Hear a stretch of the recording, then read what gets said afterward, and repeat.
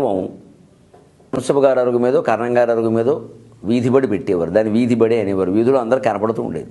కాబట్టి పిల్లలు తినగా ఉండేవారు, ఉపాధ్యాయుడు కూడా తినగా ఉండేవారు. ఇప్పుడు అన్నీ ఏసీ రూమ్స్ వచ్చాక లోపల ఏం జరుగుతుందో తెలియదు, పాఠం చెప్పకపోయినా తెలియదు, ఇంకేం జరిగినా తెలియదు. వీధి బడి శుభ్రంగా అందరూ చూస్తూ ఉండేవారు. తల్లిదండ్రులు కూడా అలా పెడుతూ వాళ్ళ అబ్బాయి అక్కడ ఉన్నాడు కదా చదువుతున్నాడు చెప్పి వెళ్ళేవారు. ఒక అజమాయిషి. 10 మందిలో ఉన్నామంటే చూడండి ఎవరైనా జాగ్రత్తగా ఉంటారు. అందులో చిత్రం ఏంటంటే ఎంతమందిని కూర్చోబెడతారండి. ఒకటి పక్కన సర్దేసేవాడు కాదు, ఒక పద్ధతి ఉండేది.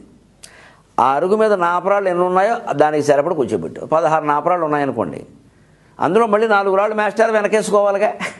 ఎందుకంటే మరి ఆయన కుర్చీ ఆయన కాళ్ళు జాపుకోవాలి, అవసరమైతే చుట్టంటించాలి. పైగా ఆ రోజుల్లో సరదాకి మాకు చిన్నతనంలో పెద్ద మాస్టర్ ఉండేవారు. ఆయన ఇంత పొడుగు తూటికార తెచ్చేవాడు. ఇంత పొడుగు, అంత పొడుగు ఎందుకంటే నువ్వు ఆ చివర కూర్చుంటావు, నేను ఎక్కడి నుంచి కదలకుండా నేను కొట్టాలంటే ఉపయోగిస్తున్నానేవాడు. పైగా ఆ కర్ర మేమే తేవాలి. అలా ఆయన పాపం నిజంగా. కానీ వాళ్ళు చదువు బాగా చెప్పేవారు. ఏదో దెబ్బేస్తే వేశారు, తండ్రి పితృప్రేమ. మేము అలాగే నవ్వుకుంటూనే తెచ్చేవాళ్ళం, ఆ దెబ్బలు అలాగే పడేవాళ్ళం, ఎప్పుడూ ఎదురు తిరగలేదు. కాబట్టి ఈవేళ ఇంత ఉన్నత స్థానాల్లో ఉన్న యువతరం గ్రహించాలి.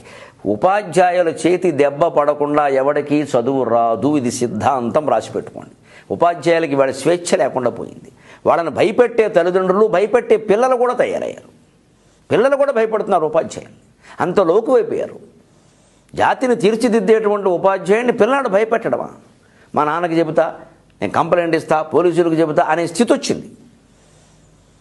ఉపాధ్యాయుడికి చదువు చెప్పే విషయంలో సంపూర్ణమైన స్వేచ్ఛ ఉండాలి. తల్లిదండ్రులు, ప్రభుత్వము సహకరించాలి. అప్పుడు ఖచ్చితంగా విద్య 90% బాగుంటుంది.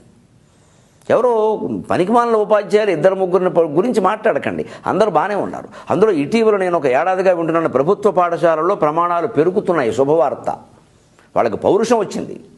మనం జీతాలు తీసుకుంటున్నాం, కష్టపడి పని చేయాలి వద్దా, ఈ యూనియన్లు రాజకీయాలు మనకు వద్దు. ఏంటి ప్రైవేట్ స్కూల్ వాళ్ళని పెట్టుకుని అత్తమానం మనం తిడుతున్నారు. ఎక్కడ మనం గట్టిగా చదువు చెబుదాం.